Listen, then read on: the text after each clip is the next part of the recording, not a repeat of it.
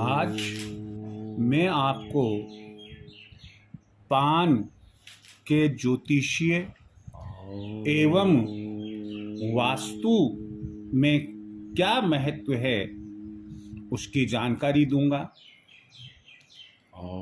आप बहुत अच्छे से जानते हैं कि हिंदुस्तान के कोने कोने में छोटे से छोटे गांव और बड़े से बड़े शहर में पान की दुकान आपको मिल जाती है।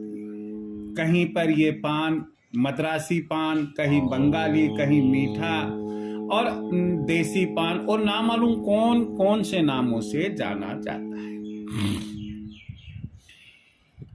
किस प्रकार से पान हमारे ज्योतिषीय कार्यों में काम आता है और किस तरीके से ये वास्तु के कार्यों में काम आता है, इसकी हमें जानकारी होना बहुत जरूरी होता है। क्यों कि सनातन धर्म में होने के कारण या सनातन धर्म मानने वाले व्यक्ति होने के कारण हम अच्छे से जानते हैं कि सबसे पहले जब पान का महत्व हमें समझ में आया वो समय था समुद्र मंथन का। समुद्र मंथन के समय एक बार देवताओं और दैत्यों को भगवान विष्णु की आवश्यकता महसूस हुई। उन्हें मनाने के लिए उनकी पूजा अर्चना की गई और उस पूजा के समय पान अन्य पूजन सामग्रियों के साथ में रखा गया। नतीजा यह हुआ कि उसी समय से यह बात ऋषि मुनियों को और हमारे धर्म ग्रंथ लिखने वालों को ज्ञात हो गई कि पान का धार्मिक और आध्यात्मिक महत्व बहुत है। पान को संस्कृत में तांबुल भी कहते हैं और बोलचाल में हम तांबुल पत्र बोल देते हैं। यह हमारी नामालूम कितनी प्रकार की परेशानियों को दूर करता है। हम पान के ज्योतिषीय और वास्तु उपाय देखें उसके पहले आपसे मैं कहना चाहूंगा कि आप जो ये टॉपिक पर विचार सुन रहे हैं, मैं आपसे यही कहूंगा कि आप इसे पूरा सुने। देखिए, सब्सक्राइब करना नहीं करना, शेयर करना नहीं करना, यह व्यूअर पर डिपेंड करता है। लेकिन अगर आप इनोसेंट है तो ऐसी स्थिति में मेरा कर्तव्य बनता है कि मैं आपको अवेयर कर दूं कि भाई देखिए, टॉपिक जो भी लॉन्च करता हूं, अपलोड करता हूं, वो निश्चित रूप से जनसाधारण के उपयोग के लिए होते हैं। हम अपने बिंदु पर आ जाते हैं कि पान से ऐसी क्या क्या समस्याएं हैं जो दूर हो जाती है और कैसे होती है।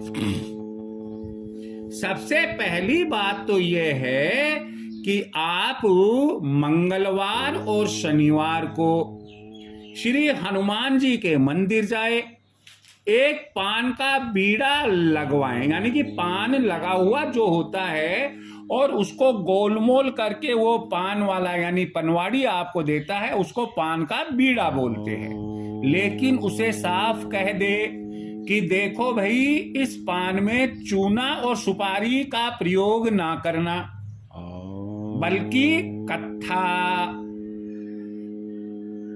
खोपरे का बूरा, गुलकंद, इलायची, सौंफ, इनको आप इसमें डालना। लेकिन चूना और सुपारी का प्रयोग ना करे। और वो पान का बीड़ा आप हनुमान जी के मंदिर में हनुमान जी की मूर्ति के सामने मंगलवार और शनिवार को रखने की एक आदत सी बना ले।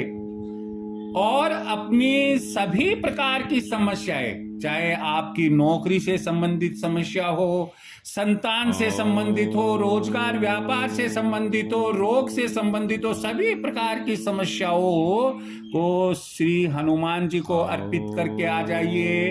वे प्रसन्न होकर हमें उन समस्याओं से मुक्ति दिलाएंगे। दूसरी बात सुनो, हर व्यक्ति की, चाहे वो स्त्री हो, पुरुष हो, बच्चा हो, वृद्ध हो, जवान हो, हर व्यक्ति की कोई न कोई अपनी मनोकामना होती है। यदि आप अपनी मनोकामना सिद्ध करना चाहते हैं और उसमें भागीदार बनाना चाहते हैं, कौन? सिद्ध करने वाले में, जो सिद्ध करेगा, आपकी मनोकामना पूरी करेगा, वो है श्री भगवान शंकर। भगवान शंकर निराकार और साकार दोनों रूप में हैं। शिव मंदिर में आप जाए, वहां सोमवार की सोमवार आप पान का बीड़ा रखकर आइए और अपनी मनोकामना वहां रखिए, आपकी मनोकामना पूर्ण होगी। अगला जो बिंदु है हमारा, कई बार हम महसूस करते हैं कि यार हमारे तो कई प्रकार की व्यवसाय में भी बाधाएं आ रही है, नौकरी में भी बाधाएं आ रही है और नामालूम कौन कौन से काम अटके हुए हैं। तो ऐसे में एक टोटका है पान का, और वो टोटका ये है कि रविवार को घर से किसी भी काम से आप निकले या उस पर्टिकुलर काम से निकले जिसमें बाधाएं आ रही है, तो अपने साथ एक पान का पत्ता पर्स में रखकर ही निकले। डंडी वाला पान का पत्ता, डंडी वाला होना चाहिए। एक पान का पत्ता जो डंठल वाला हो, अपने पर्स में रख कर निकले। ऐसी उम्मीद रहती है कि जो आपके कार्य में बाधा है वो दूर हो जाएगी। नकारात्मकता, नेगेटिविटी, अगर आपको ऐसा प्रतीत होता है कि घर में सदस्यों के बीच, परिवार के सदस्यों के बीच में काफी नकारात्मकता आ गई है, एक दूसरे के प्रति अन्यथा विचार होने लग गए हैं, एक दूसरे के सुख दुख में सुख दुख नहीं मान रहे हैं, अपनी अपनी ढपली, अपना अपना राग, ऐसी युक्ति हो रही है।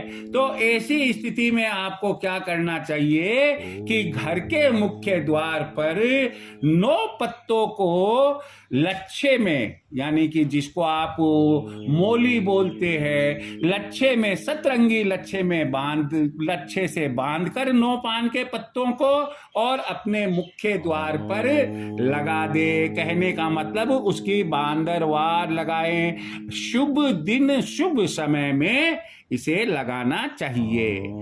अब अगला बिंदु है नजर दोष का।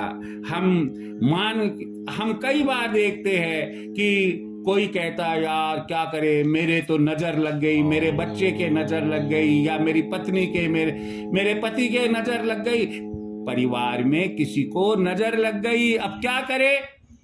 तो पान से भी नजर उतरती है। कैसे उतरती है वो सुनो ध्यान से। एक पान आप लीजिए, उसमें गुलाब की 7 पत्तियां रखिए और जिसे नजर लगी हुई है उसको वो पान का पत्ता खिला दीजिएगा और उसकी नजर दूर हो जाएगी, नजर दोष समाप्त हो जाएगा।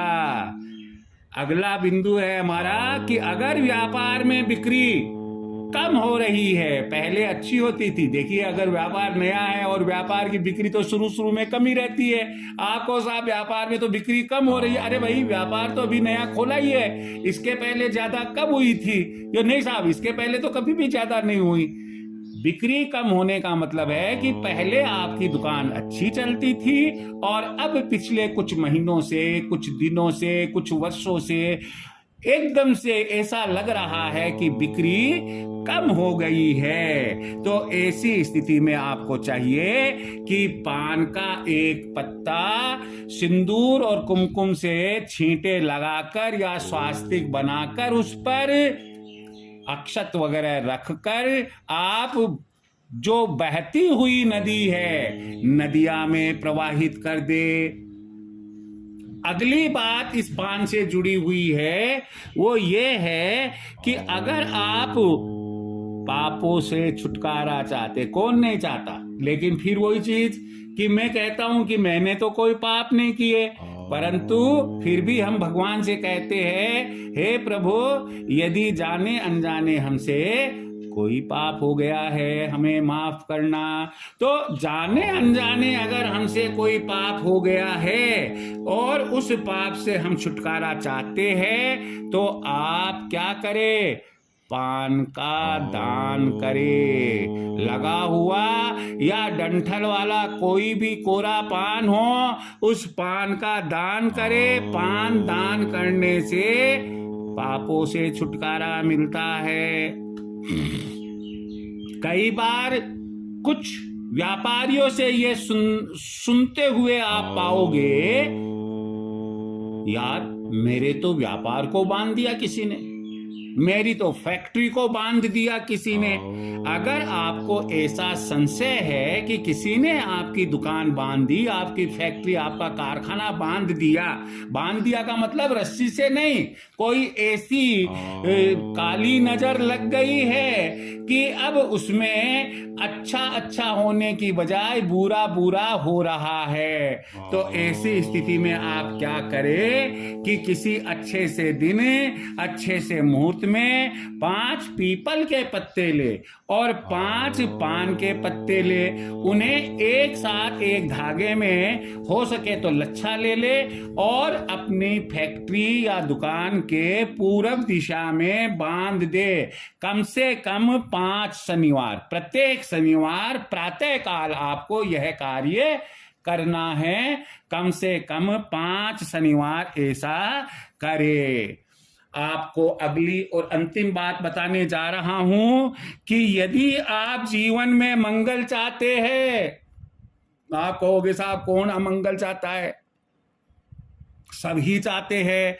तो भाई, अगर अपन जीवन में मंगल चाहते हैं तो ऐसी परिस्थिति में हमें क्या करना चाहिए कि घर में जो पूजा कक्ष बना रखा है, पूजा की ताक बना रखी है, श्री गणेश जी भगवान को वहां स्थापित किया हुआ है, या तो वहां या बाद में आप उस श्री गणेश जी के मंदिर जाएं और एक पान डंठल वाला ले, उस पर साबुत सुपारी, कैसी? साबुत सुपारी पर लच्छा लपटे और उसको एक पूरी की पूरी लपेट कर गणेश जी जैसी बना ले और पान पर सिंदूर या कुमकुम और घी से रंगे हुए चावल उसमें, यानी कि उस कुमकुम में, सिंदूर में आप डाल दे और चावल भी डाल दे, ताकि चावल भी रंगीन हो जाएंगे।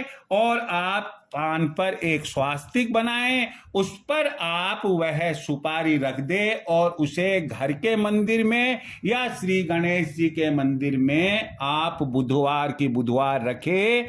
नतीजा होगा कि आपके घर में मंगल ही मंगल होगा। इस तरह से हमने आज आपको पान के ज्योतिषीय एवं वास्तु महत्व की जानकारी दी। जय श्री कृष्णा। ओम।